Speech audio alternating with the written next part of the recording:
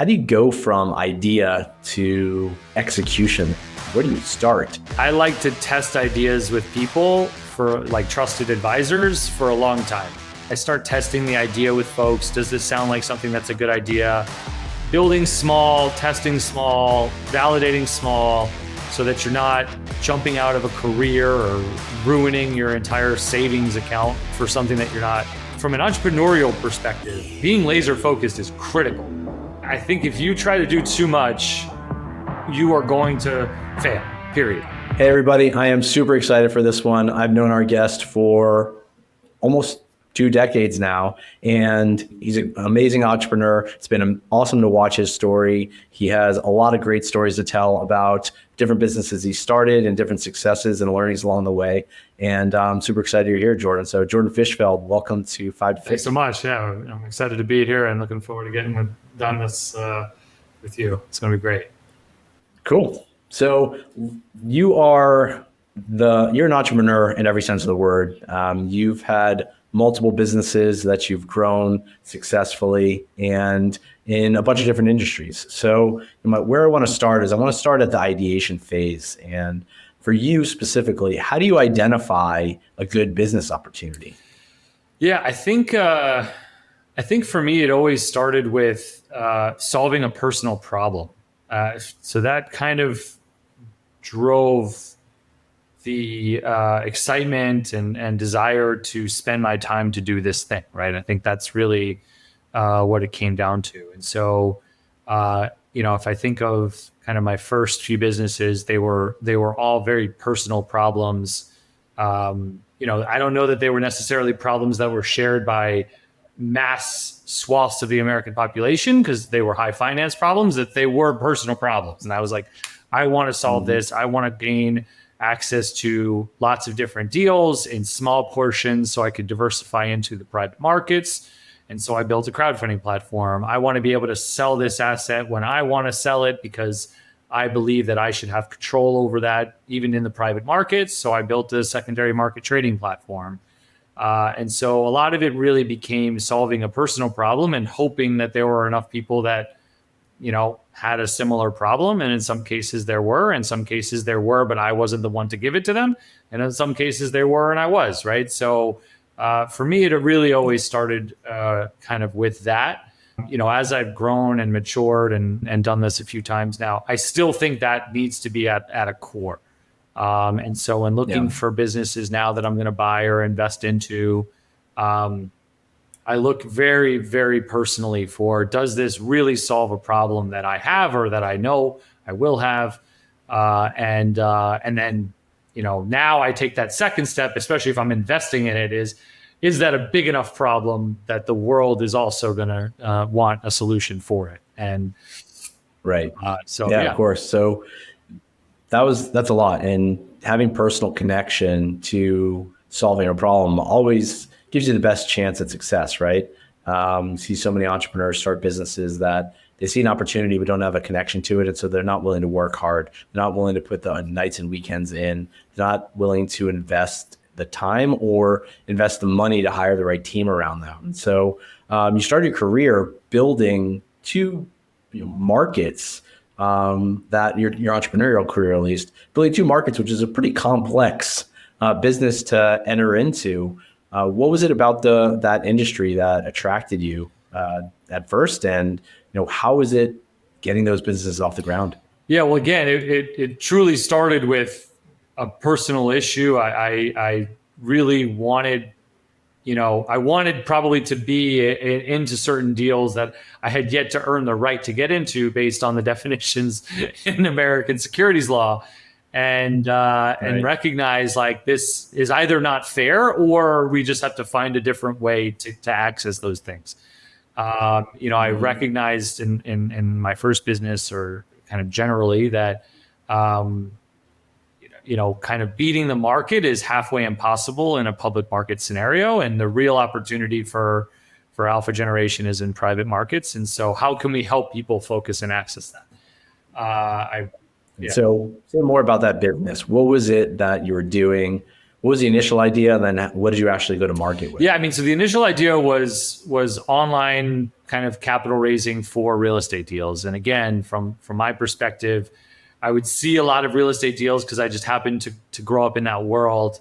And but the minimums were 150, 250,000, and I was 25 years old out of law school. So like that wasn't an option for me to go out and they don't take debt debt that you issue to the lenders or exactly. So but I was working as a private practice lawyer for a large firm, so I had some disposable income, and it was like, okay, where can I put $5,000, $10,000? That's not the S&P, where I'm actually going to get some type of a larger return where I have some insight, and very quickly recognized that this is whether it's a problem for a lot of people, it's a problem I wanted to solve, and I enjoyed it.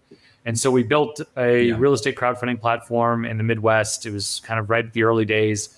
It also helped draft some of the rules and regulations around that in the Jobs Act. So I had some insight into what the rules should be and how they're going to kind of work within the regulatory infrastructure. And so I tried. And there were other great companies that were building similar businesses at the same time.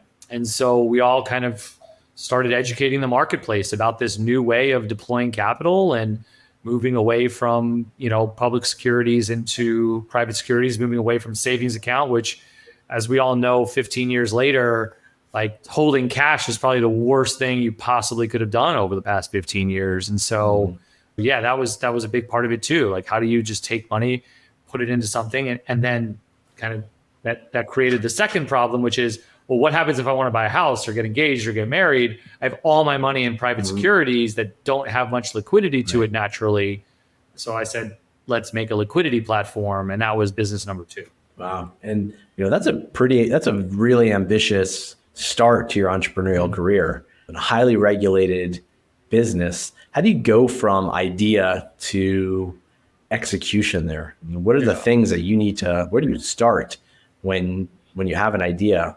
What are the things that you've deployed? Either what did you do at that time that worked? What did you do that didn't work? What have you learned along the way that can help some of our listeners? I think the first thing for sure is I like to test ideas with people, for like trusted advisors, for a long time. I actually have another rule, which kind of is funny because it interplays with this, but whenever I want a tattoo, I draw the tattoo and I won't get it for a year, meaning I need to still want it a year later.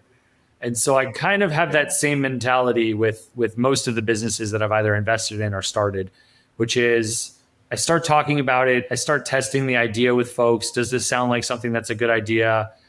And for people who say that's a dumb idea, I ask them why. What about it is dumb? Why do you think it's stupid?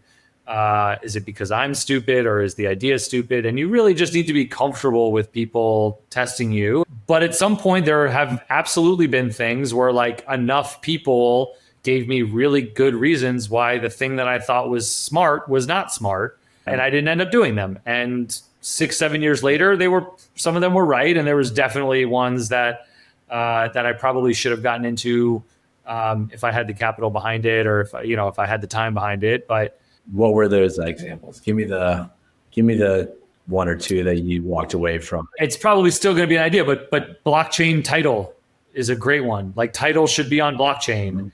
And and the reason why everybody tells me it's bad and stupid and wrong is not necessarily because it shouldn't be. And there are definitely a bunch of lenders and bankers and lawyers who say it shouldn't be. But the real reason is because it's just an impossible market to penetrate. Right? It's just so hard to get those stakeholders who have such entrenchment and money at risk within that industry of title, that to change over to something that's clearly better in my mind, and clearly simpler in my mind, and clearly more efficient in my mind, is going to be impossible. And so unless you're coming at it with, hundreds of millions of dollars and a bank partner, you're probably not getting there. I don't know that that's true. It's been true since I first launched the idea like 9 years ago. So nobody's done it. So it feels true, but there's definitely, things like that. And then I'm trying to think of one of my other bad ideas or good ideas, but we can come back to there. But you were talking about how you go from ideation to execution. And so you test the idea, you see if there's reasons to either validate your thesis or invalidate it. You build a little, you test out a few things. Like, we have something a friend of mine are looking at, a little bit ago, to see if we can get 100 customers in 100 days, right? And if we can get 100 customers in 100 days for this thing, then it's clearly a business that should grow exponentially. And if it doesn't, then you just kind of move on. And so, but that building small, testing small, validating small, so that you're not, jumping out of a career or ruining your entire savings account for something that you're not, I don't want to say certain of, because you're never certain of anything, but at least have some data to validate a little bit of what you want to do. Is I think a great entrance. I do know entrepreneurs who jump 2 feet into the deep end and somehow came out Olympic swimmers. Like, congratulations to them. It's a lot easier to do it from 24 to 31 when you don't have family and kids. And your risk is a little bit less, but I think that's when you can take those big jumps.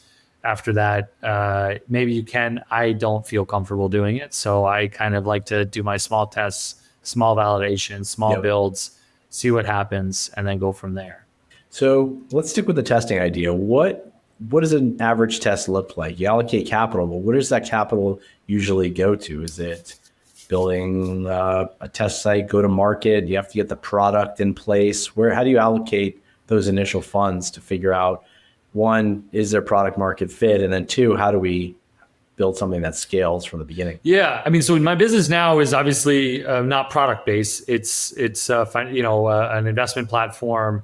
And so the real kind of test of whether we had a good idea or a good concept and a good business was, finding a deal that we thought was great, spending the time, energy, and money to underwrite the deal, and then see if the investor community found the thesis that we were promoting interesting, and had to vote with their dollars, like give us real money.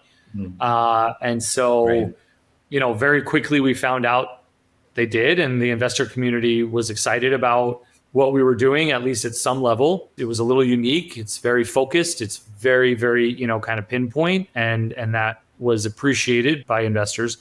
And that's made it a little bit easier. I think if I was, the same group of people looking at stabilized multifamily, probably doesn't garner the investor attention that we did for, value add middle market, healthcare, real estate, because that's one, again, as I mentioned, personal to me. It's something I've been doing forever. My entire family's involved in it. And my team has been kind of around it for a long time as well. But we're also much more specialized than most other teams in the healthcare, in the multifamily space. We're competing against everybody, literally everybody. And so, so are we the best choice? Probably not in that scenario. If you are at, the Bear Country Club in West Palm, and you have 15 guys that are raising money for the same type of deal, like, why do you need us down in Miami or Weston? Right.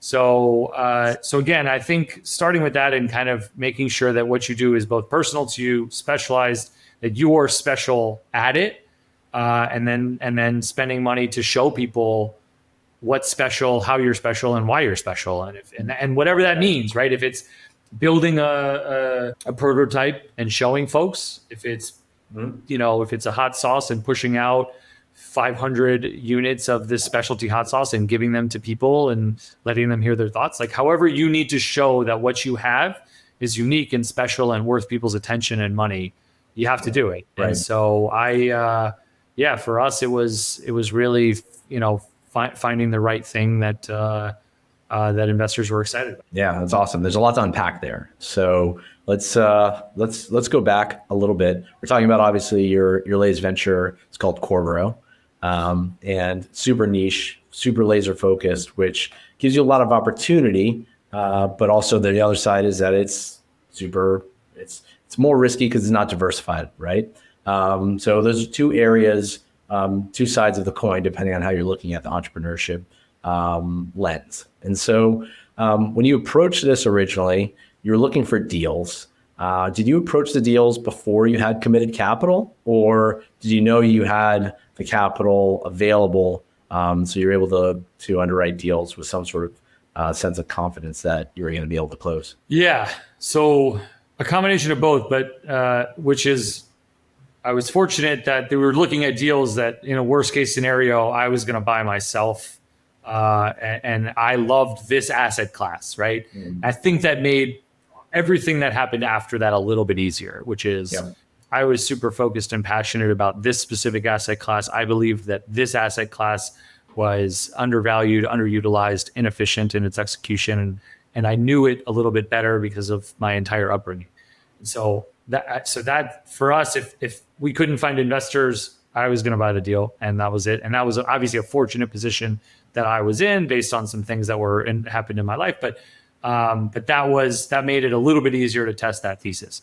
I also, just going back, from an entrepreneurial perspective compared to an investor perspective, being laser focused is critical.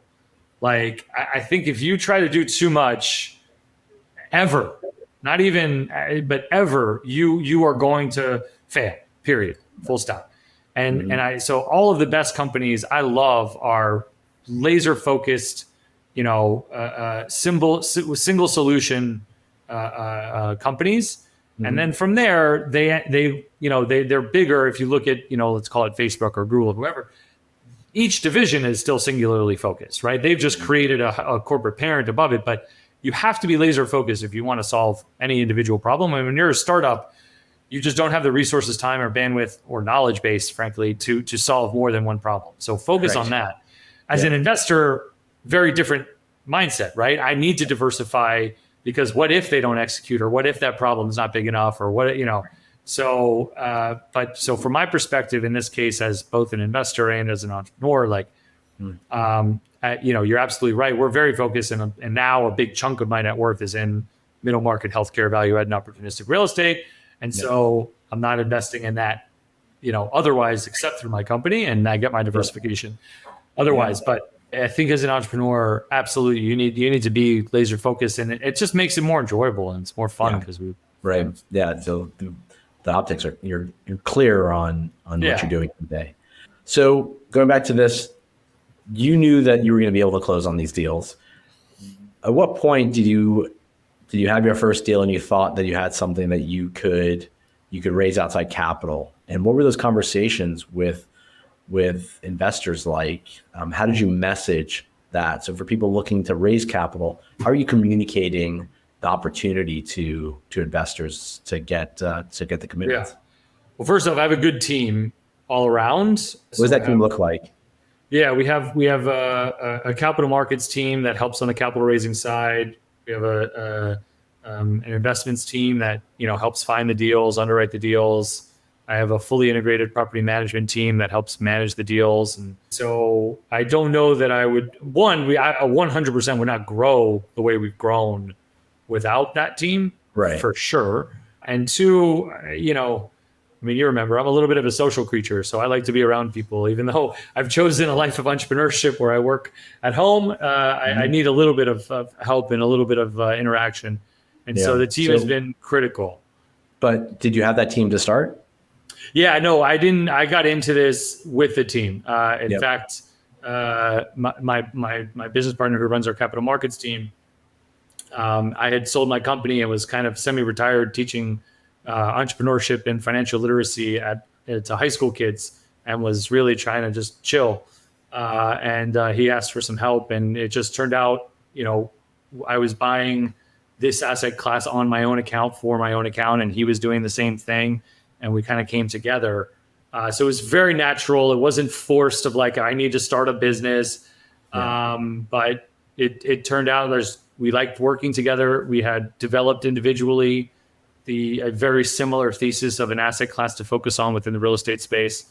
And our mutual best friend kind of put us together, and it's been great since. So that made this business a lot easier and kind of much more natural, almost the way that you meet, a spouse or a significant other, because I wasn't looking at all. I was actually the opposite. I was trying to kind of enjoy some time with my kids and was just teaching at their school so I could spend more time with them. And then this came about. And unfortunately for, I guess, my family, when I get involved in something, I like to do well at it. So we've done pretty well so far. Those are good lessons to impart on your children as they you lead by example. Hey, everyone. I want to take a moment to talk about how we at ProSeer are simplifying accounting and finance for entrepreneurs. Through our outsourced accounting, fractional CFO services, proactive tax planning, and accounting software implementations, we cut out unnecessary complexity for business owners and entrepreneurs. Our approach provides real-time insights, practical tax strategies, and a clear roadmap to help our clients grow their businesses. If you'd like to learn more, feel free to book a free consultation with me by visiting proseer.co. That's PROSEER.co. Now, back to the show. So you have a team of subject matter experts, it seems, where everyone knows that they're part of the business better than anybody else in the industry. Let's stay on trying to raise money for that first deal. What are those conversations with investors like? How are you messaging the business? So for our listeners that are starting businesses in other industries that need to raise capital, how are you communicating the opportunities of the business? The cash flow? Do you have financial models? What are those things? What do the conversations look like, and what are the materials you put together to raise money? Yeah, I mean, so on a real estate deal, obviously the numbers matter significantly. So we had great models built. We obviously had a great third party firm helping us with all of our property management, financial accounting, and developing some of our pro formas. I think, if I'm being honest, so that's like a necessary baseline for that discussion. Like, if it's not good and your projections aren't clean and you can't really defend everything, like, nothing matters. But also, even if they are, you still haven't raised $1, right? And so that's just the baseline of what you need. It's just to get to the conversation, right? Yeah, because I mean, there are tons of deals that exist out there, and they all project the same type of return. And so the questions that the investors are going to ask are, why is what you think true? And if it's not true, how are you going to react and be solution based? And so I think, coming from a founder background who's always just purely solution based and in that way, that brings a little bit of extra confidence. I think, one of the reasons why we selected this asset class is because there's a ton of data around it, and both me and my CIO come from technology backgrounds, and so being able to analyze that data and present that data has been pretty valuable. And then the easiest thing that from my perspective, if I'm being totally honest, which I know is not something that everybody can do, and it's a privilege, but I invest in everything I do. And so that alone, like, my money is going in, and I want to do these deals. If you don't want to do the deal, I'll do it. Like, I don't really care. Right. So it lets us grow faster. And I think there's an opportunity. And obviously I make more money off of promotes and things if more people are coming in other than just me, and I can diversify across a broader base of assets because I do have a finite amount of capital. But at the end of the day, like, I like the deals. Like, every deal that we do, I want to invest in personally, and I wouldn't otherwise. So that makes it a little bit easier. In this business that I'm in now, I think that just has to be the way. I don't know that necessarily you need to be a deep user of your product for every entrepreneurial endeavor. Like, if you buy an ABA therapy, that doesn't necessarily mean you must have a child with autism or have autism yourself or a direct user, but you need to have a personal connection to that and recognize why you're doing it. Otherwise, it's going to be really hard to get for investors to just understand, like, why are you the guy that's going to wake up at 3 a.m. worried about something that happened 3 weeks ago, solve it, and move on and fight another day, right? And that's what you need to be doing. And so, so I think they know it from me because it's my money at risk also. They know it from me because it's something that I've wanted to do forever on this business, and they should know the same. And if you can convey that passion, confidence, empathetic connection, and you somehow are showing that you're at risk with them, then it's just a matter of finding the right people who want to be, part of that, because that's all you can do.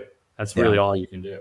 Right. It's to qualify yourself in addition to qualify the opportunity. So you're kind of selling two things at the same time, but the numbers have to speak and clearly articulate the opportunity without any doubt, right? You got to have your story straight. It has to be founded in the right numbers. As you mentioned, it's kind of step one, or even step zero before you even do anything. I would even do that. I think it's truly step zero. It's like, if the numbers don't work, there's no discussion.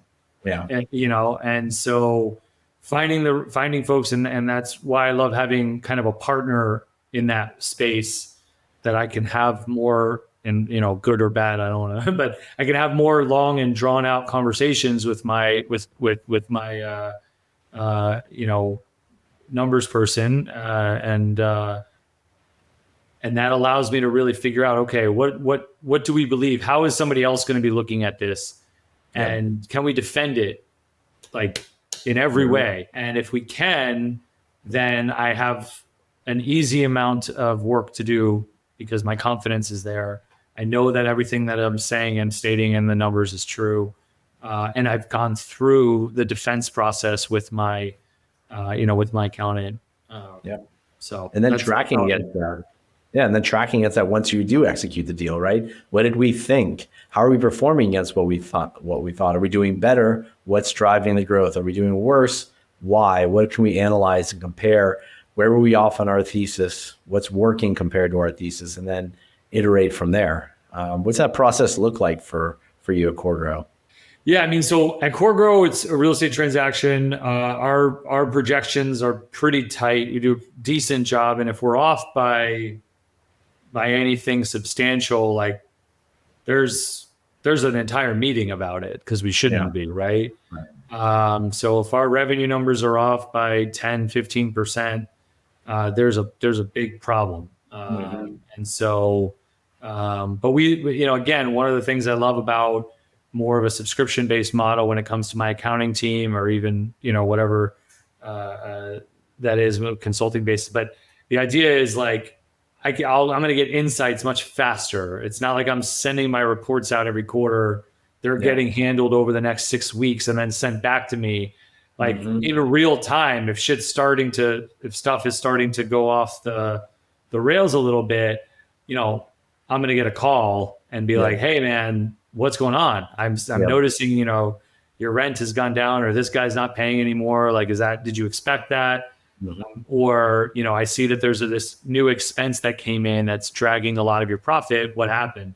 And so the fact that immediately kind of that immediately comes to me, makes me, much more able to solve problems before they become really big problems. And you can only do that with somebody who's, a partner and who's really looking at. You need a finance team, right? You need finance and accounting. You need to really run your business by real numbers that you can trust that tell you accurately how you're performing. And you need to know as quickly as possible when things are working and when things are not. So having a finance partner for every business, regardless of whether it's real estate or e-commerce, makes a ton of sense and is value add. So things are going great. Congrats on the success. Let's talk about some learnings throughout your career about things that, maybe you had to learn what the entrepreneurial journey meant the hard way. Do you have a story that can relate to some of the earlier on entrepreneurs on things that you had to learn just through pure experience, investing in some businesses that, you got the wrong numbers and, someone just maybe unintentionally sold a story that, wasn't real. And, whatever it is, What are some lessons you've had along the way of things that you're not doing now because you had to learn the hard way? Yeah, I think kind of two different buckets there. As an entrepreneur and as a founder, I think one of the things that I got probably a little bit better at over time is recognizing some decisions just need to be made, and others you need to have like a collaborative decision making process. And so, what are those two buckets, and really doing a good job of putting problems into one of those two buckets. But how do you do that? Yeah, I mean, I think it comes down to, recognizing one, whether in this scenario, whether it really matters, or is it something that just has to happen, right? If it just has to happen, no matter what, then bringing everybody along and making everybody go through the heartache of whatever that decision is, and it's usually not a good decision, is sometimes unfair, right? Like you have heavy as the crown, right? The weight has to sit somewhere. Yeah. Now, if there are definitely decisions that are bad decisions that you need the team to buy in on, because they're going to be part of the process of what that might be. So whether it's changing course, and this happened in one of my businesses where we were, heading in this direction, we had to change course. We had raised a bunch of money and we had hired a bunch of employees for this. And now that we were going here, like we were going there no matter what. And so the decision was done, and there was nobody that could change that. In this case, you had to kind of help people get there and almost help work them to think they're part of it, but it's happening. So, so that's one. I think two, going into every relationship knowing that it may not last forever.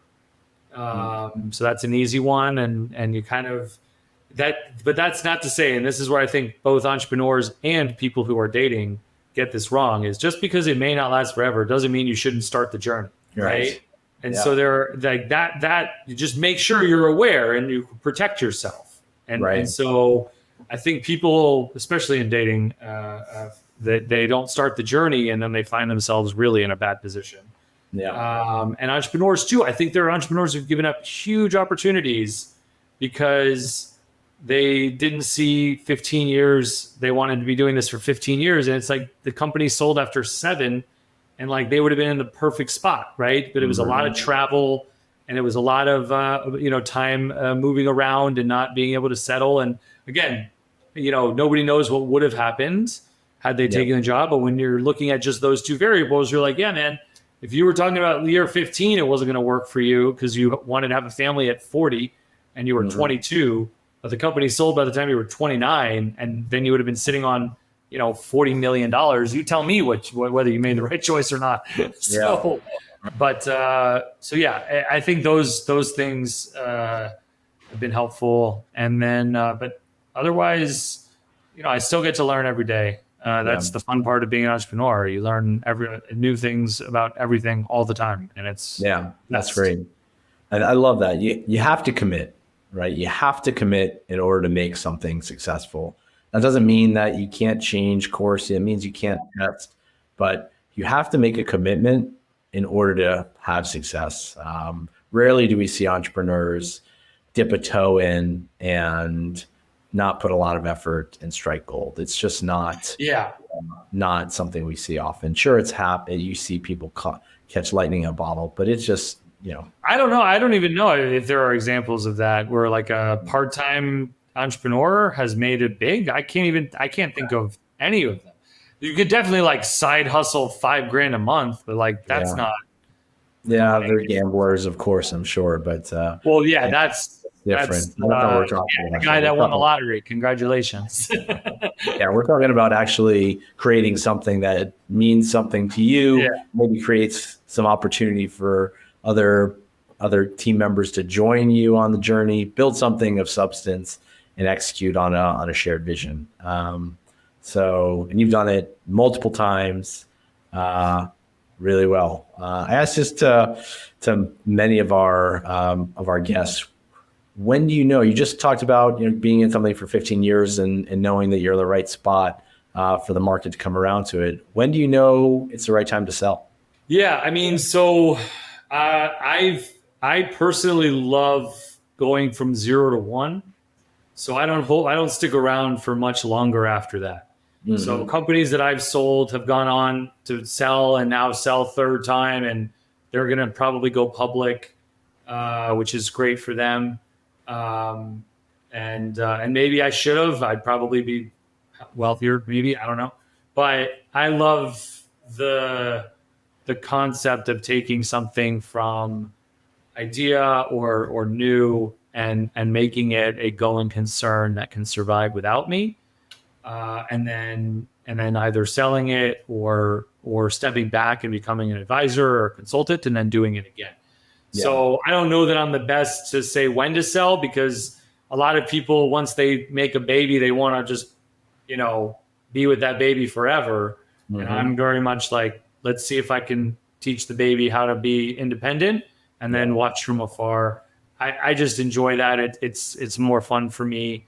I like to be, I also recognize my skill and what I'm the best at. And when I look at my skill compared to ultra specialists at Fortune 500 companies, like they're better at me than at the one thing that they do. And I'll never be close to as good at that.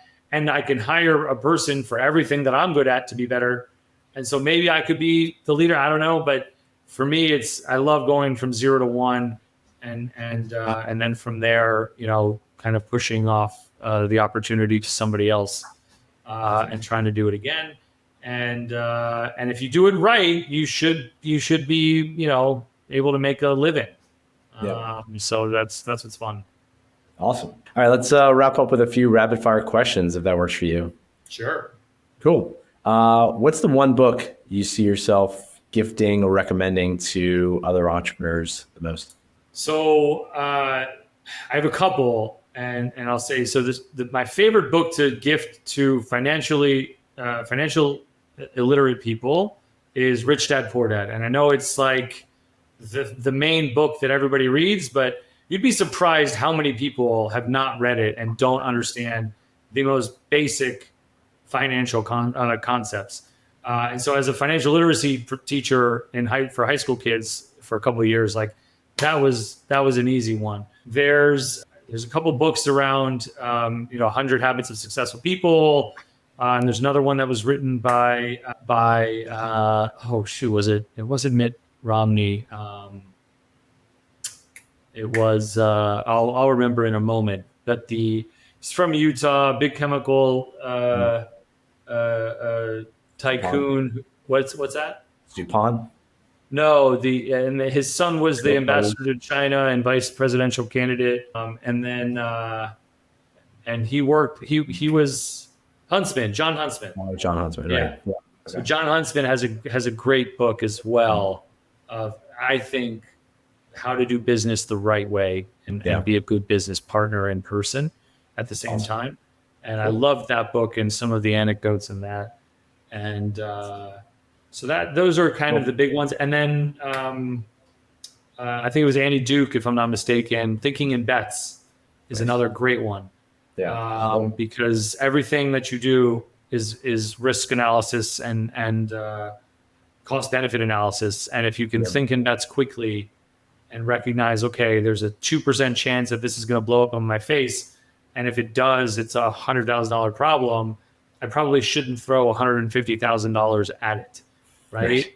People they really bungle that a lot, especially lawyers. Love them all. I am one, but recognizing that is, I think, a big one. So those are probably a couple. I have like 25 more, but great. Big fan, a big library. Is there one motto or saying you come back to every day to wake up, to run your business, to stay motivated, that keeps you grounded? I don't know if it keeps me grounded necessarily, but I mean, my attitude is kind of no excuses, don't fail, right? Like it's that simple. So, take accountability, no excuses. Yeah. And I had pretty significant health issues throughout my entire life. And so I had more excuses than most people not to push and push and push. And for whatever reason, I wasn't allowed in my house, and it just feels like the right way.